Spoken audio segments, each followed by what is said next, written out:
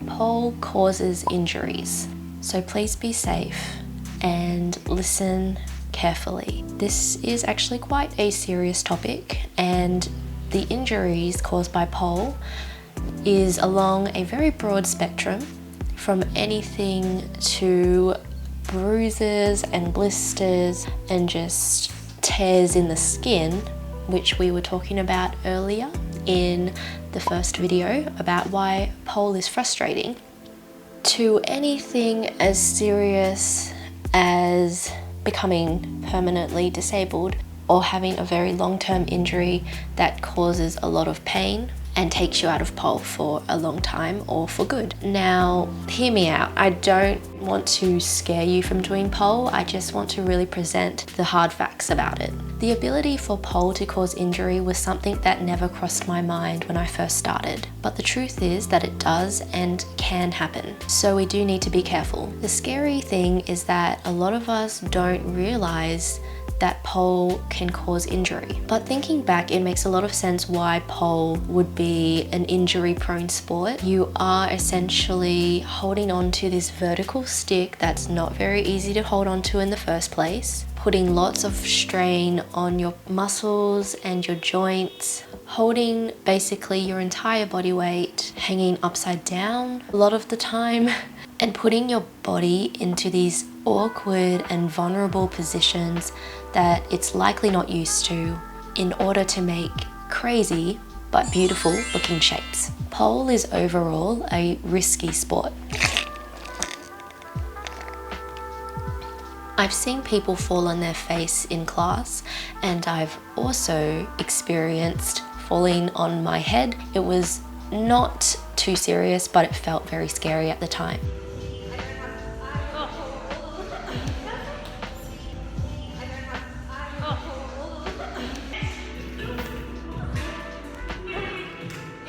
And I've also heard of people who have broken bones or lost teeth from falling on their face. Now, as mentioned before, I said that the most serious injury I've heard of from pole is permanent disability. Now, although this is rare, it can happen. So you really do need to do all you can to ensure your own safety. And one way to do that is to make sure the pole is safe.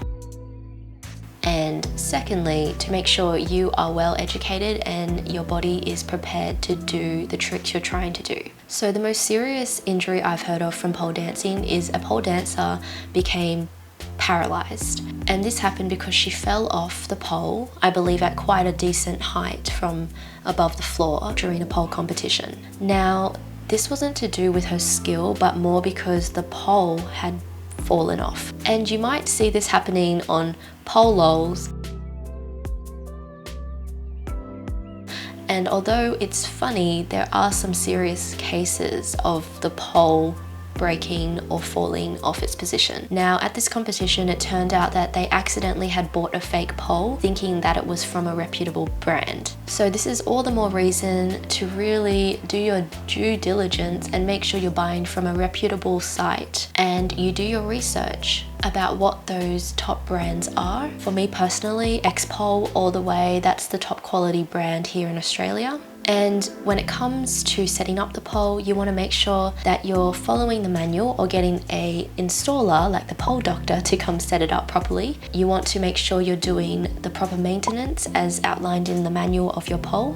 And the last thing I would suggest is not to do with your pole, but it's to do with your own body and making sure that you are taking appropriate steps forwards in your pole progress. And by that I mean making sure your body is ready for the things you're trying to do. And I'm really sorry if I did scare you from trying pole at all or from continuing pole, and if I sent you running for the hills. I really am just wanting to present the worst case scenario so that you do take caution and you do take taking care of yourself seriously.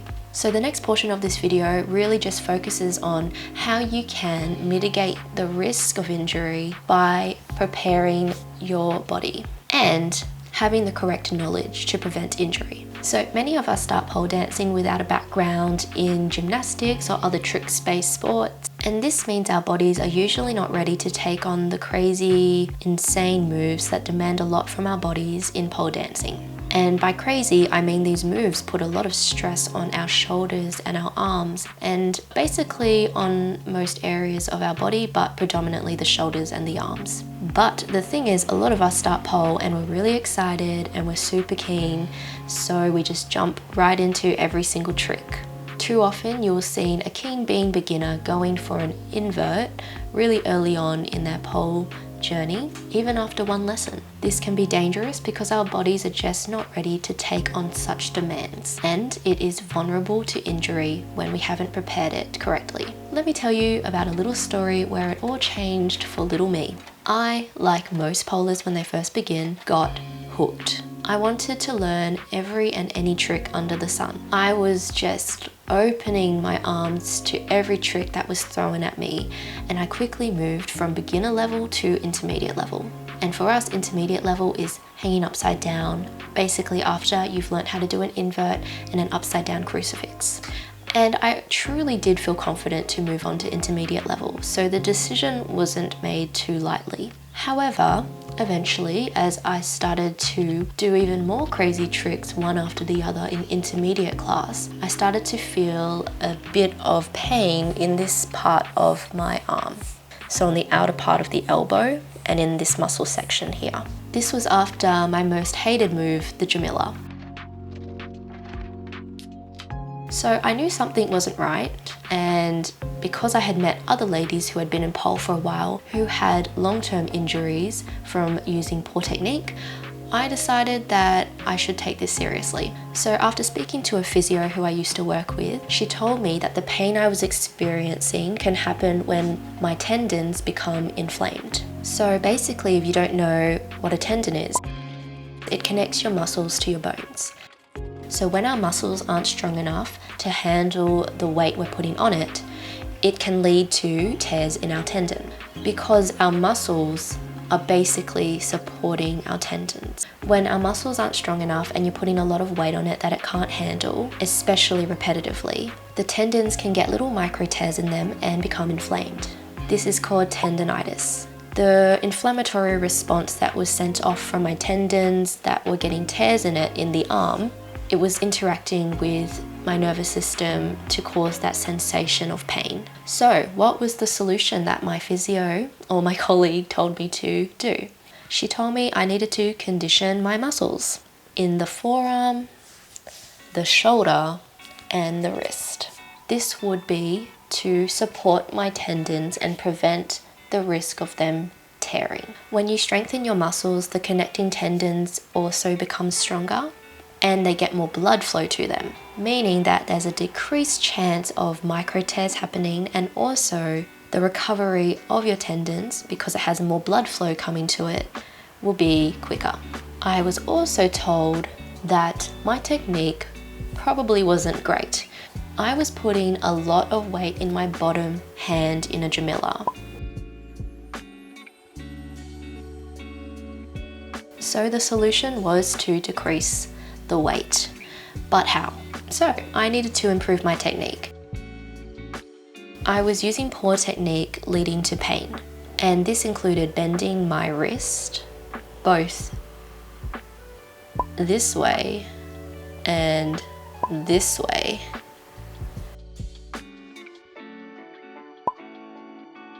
Not pushing my bottom leg into the pole as a supporting contact point.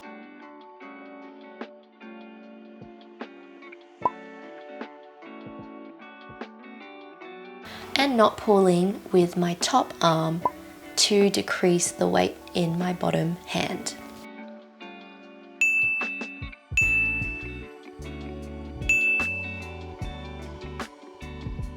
Had I continued to use my arm with weak muscles and improper technique doing Jamilas, I would have probably kept creating micro tears and gotten a repetitive use injury. And over time, this would change the structure of my tendon, making it weaker. And leading to an even greater injury or a larger tear, which is even harder to recover from. And this is known as tendinosis. Now, this can be a reality for polers who try moves repetitively, who don't have enough strength to support them in that move, or they are using improper technique. Overall, this was a massive wake-up call for me. I realized I was doing a few things wrong. Number one, I had not trained the basics enough in terms of proper technique and building that foundational strength that's so important by staying in beginner class longer, and also by doing off the pole conditioning, which we all just turn away from or roll our eyes to. Because of this, my arm muscles and tendons could not handle the weight I was all of a sudden putting in my arm from doing upside down and sideways tricks. And this was especially true for those upside down tricks that are relying heavily on your arm and shoulder strength. For example, butterflies and Aishas. Number two, I was overtraining. I was very keen and I was going to so many classes within the week and going to practice times. I really wasn't giving my shoulders and my arms a break. Now, overuse can lead to injury because repetitive training doesn't allow your muscles and tendons to heal fully, so it can support you as best as it can. And as mentioned before, over time, doing this will lead to even greater injuries that are harder to recover from. Number three, I was not using proper technique. This placed my joints in a very vulnerable position, which increased my chances of injuring myself. And how I knew I wasn't using proper technique was because I was experiencing pain that didn't feel like the common muscle soreness I get from exercising muscles I'm not using. This is the moment it all shifted for me.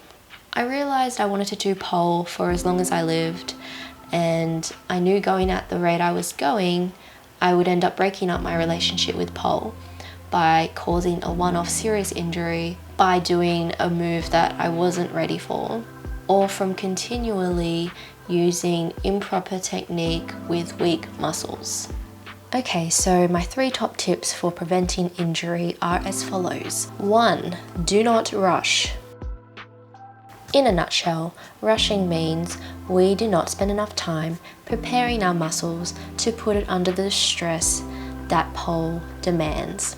Our bodies need time to get used to the increased load and movements. Without the proper strength and range of motion in our joints, we are prone to injuring ourselves. So spend all the time in the world on that one move.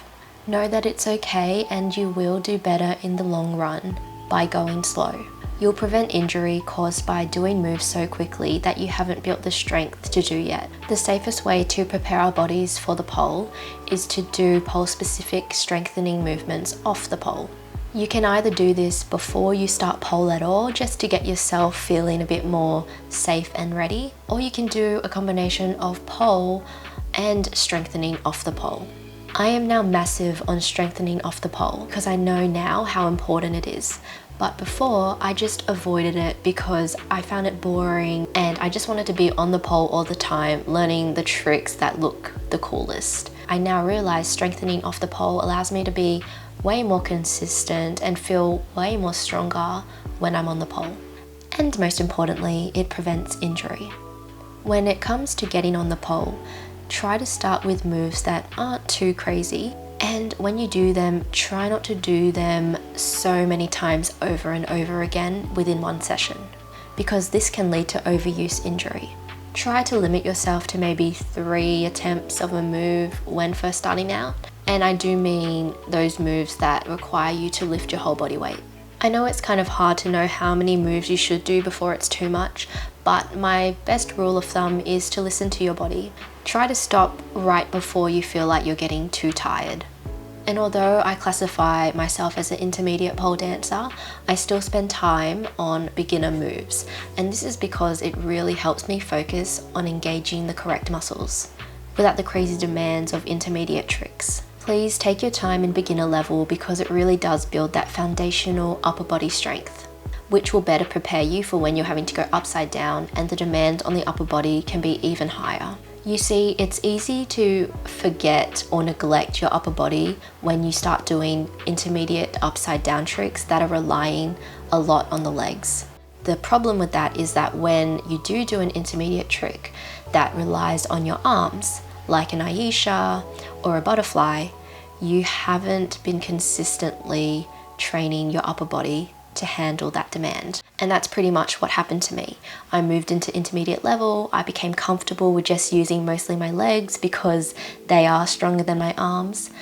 And then when it came time to do those upside down arm-based tricks, I was getting quite sore and I wasn't executing it properly. I wish I had just taken my time and stayed in beginner level. Even if it did feel like it was becoming repetitive for me, and even if it did feel like I could do every trick, I now see the power of really taking your time to perfect those basic moves, to really get it in your muscle memory and grow that foundational strength so you are even more prepared for those intermediate level tricks. Please do not underestimate the power of beginner moves and building that foundational strength within beginner moves and also by conditioning off the pole. Number 2 is to rest.